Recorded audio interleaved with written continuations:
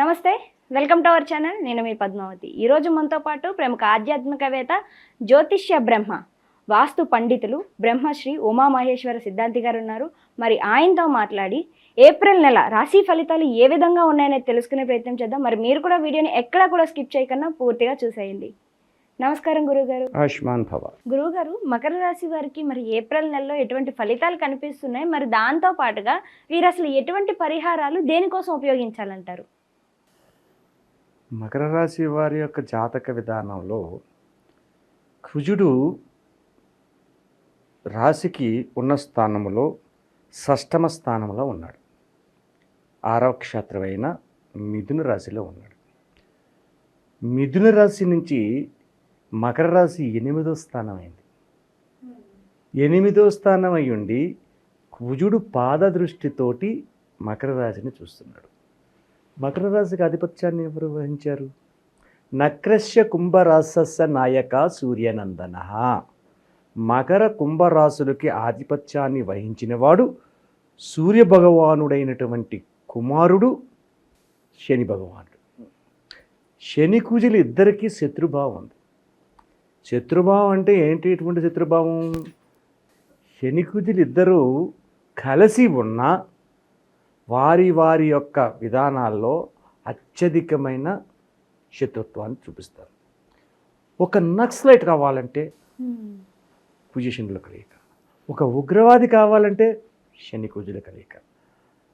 అయితే ఇక్కడ శని చెడ్డవాడు కాదు, కుజుడు చెడ్డవాడు కాదు, మంచివాళ్లే. వారికి ఉన్న భావం శత్రుతత్వమైన భావం కలిగి ఉంది. తండ్రి కొడుకులైన సూర్యుడు శని కూడా శత్రువులే. అంటే ఇప్పుడు ఇంట్లో అకస్మాత్తుగా అప్పుడు దాకా సంతోషంగా ఉన్న కుటుంబాల్లో ఒక్కొక్కసారి మన హత్యలు జరిగాయి, తండ్రి కొడుకుని చంపాడు, లేకుంటే భార్యను భర్త, ఇలాంటివన్నీ చూస్తుంటాం కదా. మరి ఈ గ్రహ స్థితులు ఇద్దరు కలియక వల్ల అటువంటివి వస్తుంటాయి. ఇటువంటి విధానంలో ఉంటుంది. అయితే మకర రాశి విధానం మొన్నటి వరకు ఏలినాటి శని ప్రభావంతో కలిగింది. నష్టాన్ని కష్టాన్ని చవి చూశారు. సరేనండి, ఇప్పుడు ఏప్రిల్ నెలలో సుఖ సంతోషాలు ఉన్నాయా? లేవు. ఇప్పటికి కూడా వారికి మకర రాశి వారికి సుఖ సంతోషకరమైన జీవితాన్ని అనుభవించలేకపోతున్నారు. ఎందువలన? ఈ యొక్క కుజదృష్టి కలిగి ఉండడం వల్ల, షష్టాష్టక ప్రభావం వల్ల. అంటే మకర రాశి నుండి 6వ స్థానమైనటువంటి స్థానం అయింది ఏది? మిథున రాశి. మిథున రాశి నుంచి 8వ స్థానము మకర రాశి అయింది. అంటే షష్టాష్టకం అంటారు. షష్టాష్టకములు కలిగిన రాశి నుంచి షష్టాష్టకములు కలిగినటువంటి భార్యాభర్త సంబంధం కుదిరితే వివాహం చేయకూడదు. షష్టాష్టకం కలిగితే ఆ వివాహం చేసి విడిపోతారు, కలిసి ఉండరు. షష్టాష్టక ప్రభావం అంటారు. ఇదే రాశి విధానంలో ఇప్పుడు షష్టాష్టకం ఎప్పుడైతే కలిగి ఉన్నదో, కుజుని శని తత్వ విధానంలోని ఎప్పుడైతే ఉందో, ఈ యొక్క రాశిలో ఉన్న వారికి అవినాభావ సంబంధములలో లోపం కలుగుతుంది. ఇక్కడ చాలా లోతుగా చెప్పుకుంటున్నాం మనం. అవినాభావ సంబంధం అంటే ఏంటి? అర్థం చేసుకోకుండా, అర్థం అయ్యి కూడా అర్థం చేసుకోలేకుండా తొందరపాటు నిర్ణయమైనటువంటి నిర్ణయాలు తీసుకుంటూ ఉండడం వల్ల నష్టదాయకమైన పరిస్థితిని పొందుతారు. సరేనండి, ఈ విషయాలన్నీ పక్కన పెడదాం ఒకసేపు. పక్కన పెట్టిన తర్వాత మకర రాశిలో ఉండేటువంటి ఉద్యోగ విధానాన్ని చూద్దాం. ఈ మకర రాశి వాళ్ళు చాలా తెలివైన వాళ్ళు, మహా మేధావులు, జ్ఞాపక శక్తి పరాయణులు. ఇప్పుడు నువ్వో నేను ఫోన్ నెంబర్ చెప్పామనుకో, నీకు కానీ నాకు కానీ మర్చిపోతాం. ఒక పేపర్ మీద రాసుకున్నాం, పుస్తకంలో రాసుకున్నాం, లేకపోతే సెల్లో ఫీడ్ చేసుకున్నాం, ఉంచుకుంటారు. ఈ మకర రాశి వారికి అలాగా కాదు. ఒకసారి నెంబర్ చెప్పారంటే వాళ్ళ దృష్టిలో ఉండిపోతుంది, బుర్రలో ఉండిపోతుంది.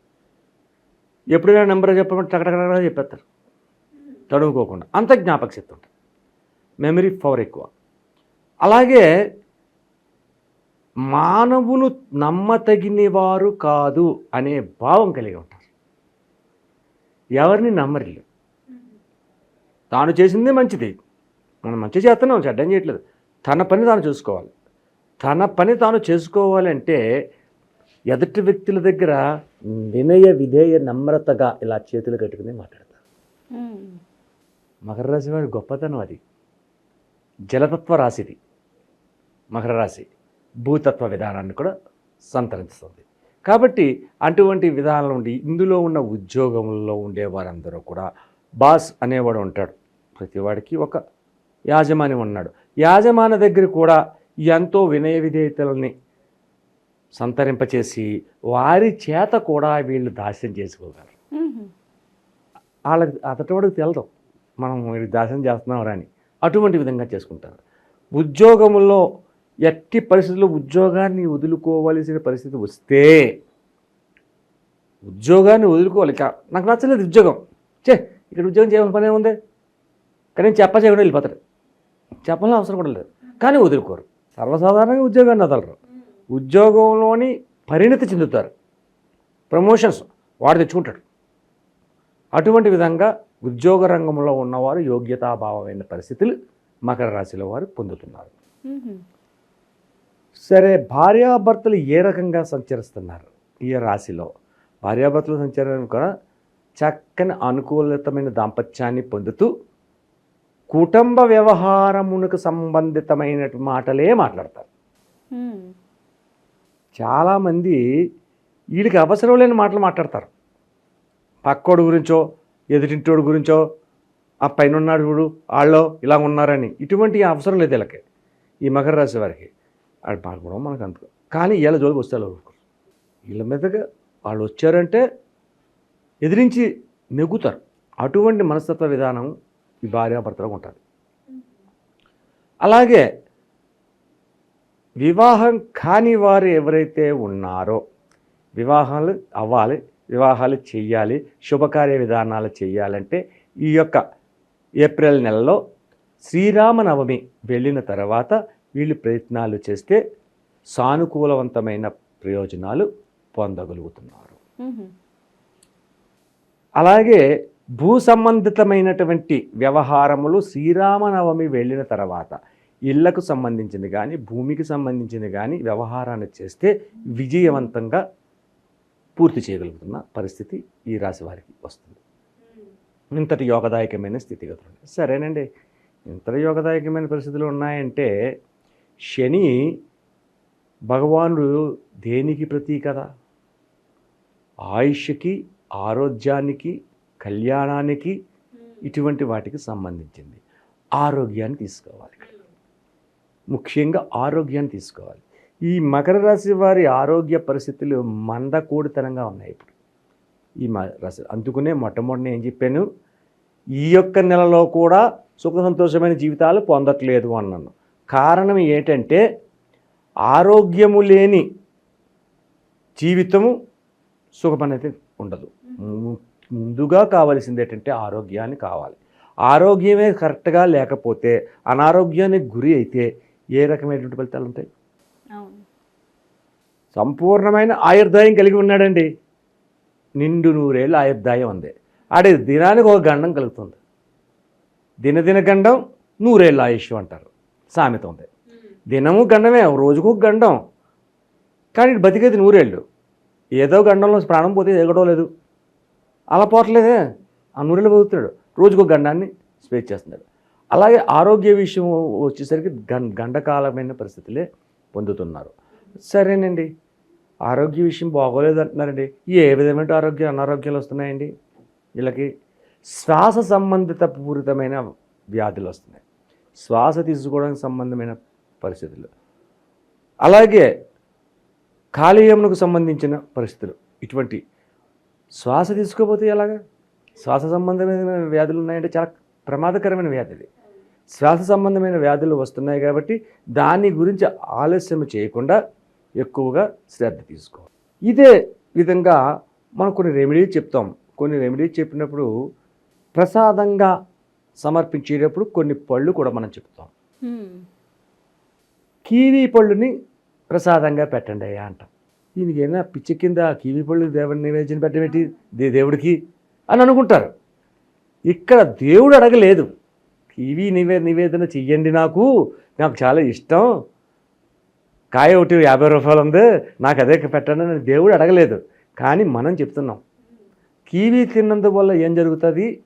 శ్వాస సంబంధితమైన వ్యాధిని నివారణ చేస్తుంది. శ్వాస సంబంధమైన వ్యాధిని నివారణ చేస్తుంది. ఇప్పుడు బాబు నీకు శ్వాస సంబంధమైన వ్యాధి ఉందరా, రోజుకు 2 కివీ పళ్ళు తినరా అని అన్నాం అనుకోండి, ఇటు తిండవు.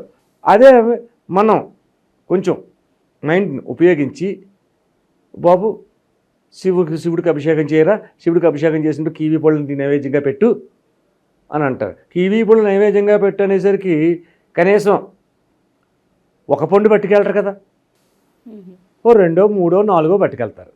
ఈ 4 పళ్ళు నివేదన చేశారు, పంతులు గారు చూశారు, అమ్మో కివీ పట్టుకొచ్చాడు. ఒక 2 పళ్ళు మీకు ఇచ్చి ఆ 2 పళ్ళు ఆయన తీసుకుంటాడు. లేదా నువ్వే 2 పళ్ళు ఇస్తే 1 పండు నువ్వు తీసుకుని ఆయన తీసుకుని ఓ పండు మనకి ఇస్తాడు. అప్పుడు ఈయన ఏం చేస్తాడు? ఇది చాలా కాస్ట్లీది, నివేదన చేసావు అని ఈ కివీ పళ్ళు నివేదన చేసిన పండుని ఆయన తింటాడు. ఆ తిన్నందువల్ల జరిగే విధానం ఏంటి? శ్వాస సంబంధితమైన వ్యాధి భగవంతుడికి కూడా సమర్పించి ఈయన ఆరగించినందువలన ఆ యొక్క వ్యాధిని నుంచి బయటపడతారు. అందుకని చెప్పేసి మనం కివీ నివేదన చెయ్యండి అని చెబుతున్నాం. అంటే కివీ పళ్ళు తినమని చెప్పేసి ఏ శాస్త్రంలో చెప్పింది? ఏ శాస్త్రంలో చెప్పలేదు.